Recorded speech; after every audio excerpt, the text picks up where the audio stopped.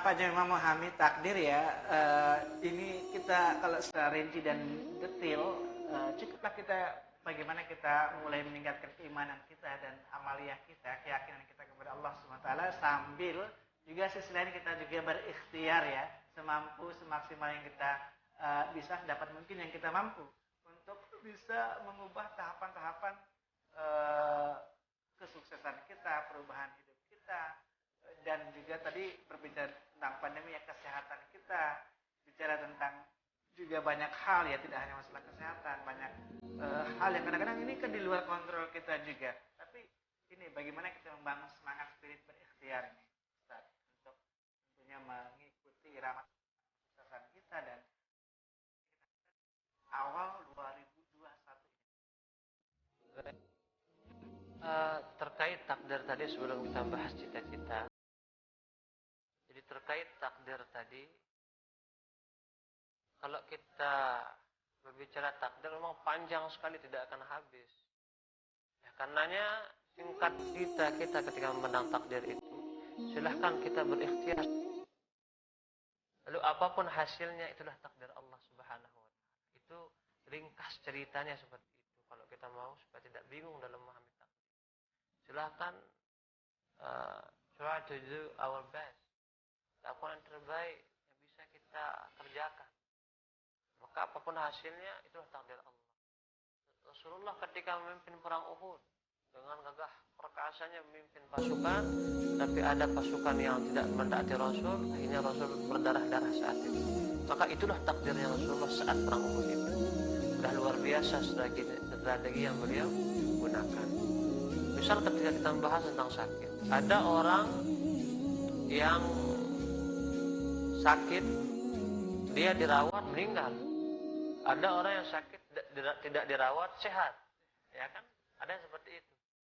Ada bertahun-tahun ya? Stroke bertahun-tahun, ya? Dia berada di rumah masih hidup. 2, 3, 4 tahun. Stroke yang setahun 2 tahun di rumah sakit meninggal. Maka kalau kita berbicara seperti ungkapan kita tadi, kalau gitu jangan saja kita ikhtiar, maka habislah syariat. Kalau orang berpikiran seperti itu, toh mau di rumah sakit atau di rumah, toh meninggal juga. Ada orang yang di rumah tidak diberikan perawatan, masih hidup. Maka yang dinilai itu adalah bukan hasil kita, ikhtiar kita, proses kita. Maka sekali lagi, kita hidup di dunia ini bukan fokus kepada bercerita tentang hasil, karena Allah melihat bagaimana proses kita. Maka proses kita dalam menjalani takdir itu yang dilihat oleh Allah Subhanahu wa Ta'ala. Contoh seperti orang yang sakit tadi, dia lama sakitnya, berada di rumah, dia tidak diberikan perawatan, maka kita lihat proses dia dalam sakitnya bagaimana, proses keluarganya untuk menangani dia bagaimana, itu dicatat oleh Allah. Ada juga yang berada di rumah sakit baru 2 minggu misalnya, dia stroke, meninggal. Dilihat prosesnya, bukan proses di rumah sakit, yang dilihat proses keluarganya seperti apa ke dia, proses dia seperti apa untuk dirinya selama itu. Itu yang dilihat proses kita. Maka ikhtiar itu menunjukkan bagaimana proses kita, itu yang akan dinilai oleh Allah Subhanahu wa Ta'ala. Baik, ini termasuk ini Mirsa, kalau kita lihat di ini sekarang kejadian contohnya ya jatuhnya pesawat ya. Itu kan tanpa proses apapun tadi ya. Iya. Dia tidak sakit apapun, tidak ada gejala apapun, panggil oleh Allah, ya udah, memang takdirnya seperti itu. Itu yang tidak bisa kita elakkan. Lalu kita kembali ke cita-cita tadi. Ada ungkapan yang mengatakan, yatirul mar'u bihimmatihi kattiri yatiru bijanahihi. Manusia itu terbang dengan cita-citanya seumpama burung itu terbang dengan kedua sayap. Maka untuk menggapai dan mencapai keinginan kita, pertama kita harus memiliki niat yang kokoh, cita-cita yang tinggi dan kuat. Orang yang sakit misalnya ketika pandemi ini punya keinginan yang kuat untuk sehat, maka Ibnu Sina mengatakan bahwa pun dalam kehidupan ini, karena burung itu tanpa sayap dan tidak akan terbang, dengan kita terbang dengan cita-cita yang kita miliki ke makom, ke kedudukan yang lebih tinggi daripada awal mula kita. Maka dijelaskan oleh Imam Asy-Syafi'i bahwasanya law kana nurul ilmi yudraku bil muna ma kana yabqa fil barriyah jahil. Andai kata kemuliaan ilmu itu diraih dengan berangan-angan saja tanpa berikhtiar keras, maka sungguh tidak akan ada orang yang bodoh di muka bumi. Karena sebodoh-bodoh orang, kalau dia berhayal, dihayalkan dirinya pintar. Bisa jadi pintar Iya. seperti itu ya. Hayalan aja. Hayalan saja. Maka dikatakan, andai kata kemuliaan ilmu itu diraih dengan berhayal saja, maka tidak ada orang yang bodoh di muka bumi. Karena sebodoh apapun orang, ketika dia menghayal, dihayalkan dirinya itu pintar dan dihayalkan dirinya bodoh. Sesuai dengan hayalannya. Ya. Jadi artinya apa? Artinya untuk mencapai cita-cita itu, pertama kita memang harus memiliki cita-cita, yang kedua memang harus berkorban menggapai cita-cita itu. Dan Rasulullah menggapai semuanya itu dengan pengorbanan luar biasa. Sama seperti kita ambil sebelum kita tutup pada waktu sudah mau habis.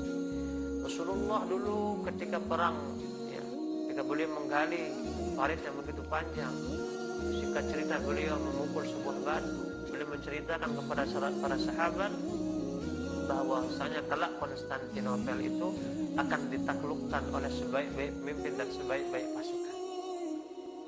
Itu semua dari zaman para sahabat, ya, dinasti Umayyah, dinasti Abbasiyah mencoba untuk menaklukkan Konstantinopel, ya, tapi tidak bisa. Tapi semuanya berikhtiar, dan penaklukan itu akhirnya ditaklukkan atau berhasil dilaksanakan oleh Al-Fatih, ya, Sultan Mehmed II menaklukkan Konstantinopel, sehingga beliau bergelar Al-Fatih, sang penakluk atau sang pembuka.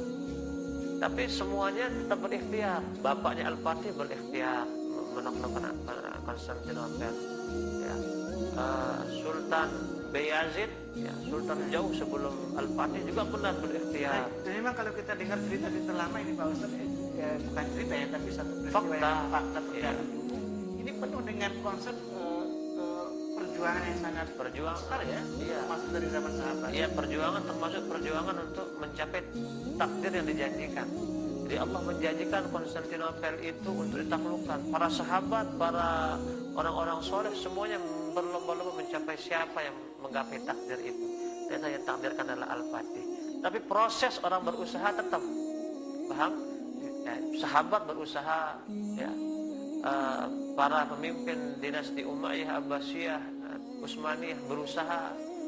Andai kata tidak berusaha, semuanya mati proses itu. Jadi tujuan daripada di antara tujuan hikmah Rasulullah memberikan sedikit gambaran takdir yang akan terjadi ke depan, yakni gambaran bahwa Konstantinopel akan ditaklukkan, adalah untuk memotivasi, bukan untuk membuat berleha-leha. Karena berleha-leha itu apa? Kalau orang yang pandangnya terbalik, dia akan berkata, kita santai saja. Santai tidak santai, Konstantinopel pasti akan terbuka. Itu pandangan orang yang malas. Dia beranggapan kita berjuang atau tidak, toh Konstantinopel itu akan terbuka. Itu pandangan orang yang malas. Kita harus berubah menjadi orang yang pesimis dan orang yang proaktif. Bagaimana kita yang bisa menjadi salah satu bagian daripada takdir. Baik, termasuk yang terakhir ini bisa kita bagaimana membangun optimisme untuk bisa berada pada posisi yang stabil, yang tetap kuat, yang tetap punya harapan untuk perubahan ke depan di tengah kita berada pada kondisi pandemi sekarang ini. Artinya kita terus membangun optimisme bahwa ini akan berubah ke depan. Jadi memang kita itu harus senantiasa berhusnuzon kepada Allah Subhanahu wa Ta'ala. Karena selalu ada hikmah di balik suatu peristiwa. Ya. Contoh Islam. Kita jaga tidak jaga, Islam ini pasti akan dijaga oleh Allah Subhanahu wa Ta'ala. Tapi yang menjadi masalah, apakah kita itu mau menjadi salah satu bagian dari penjaga Islam? Baik kita jaga atau tidak kita jaga, Islam akan dijaga oleh Allah. Sama ketika kita bahas tentang optimisme, ya, kita bagaimana berhusnuzon, nanti membangun optimisme untuk kehidupan yang lebih baik ke depan. Karena apa? Karena Allah itu sesuai dengan prasangka hambanya. Nah, inna abdi zanni bi, saya itu sesuai dengan prasangka hamba saya, kata Allah. Maka untuk bisa membangun peradaban yang lebih baik, kita harus memiliki angan-angan, harapan yang lebih baik ke depannya. Adapun batu kerikil-kerikil tajam yang kita lewati saat ini, harus kita ambil hikmahnya, bukan membuat kita konstan dalam kelelahan dan kesusahan, tapi kita ambil hikmah di balik itu untuk kita jadikan sebagai dasar kita mendapati perubahan yang lebih baik ke depan. Kenapa? Karena setiap perkara itu Allah bawakan dan Allah sediakan hikmah baginya, bagi orang-orang yang berakal dan berpikir terhadap setiap peristiwa itu. Maka tadi termasuk pandemi saat ini kita jadikan hikmah. Setelah nanti proses pandemi ini selesai, kita ambil hikmahnya untuk mempersiapkan generasi kita yang lebih kuat ke depan. Bukan membuat kita stagnan, bukan membuat kita sedih sehingga tidak ada ikhtiar untuk kita membangun diri kita, membangun bangsa kita menjadi lebih baik.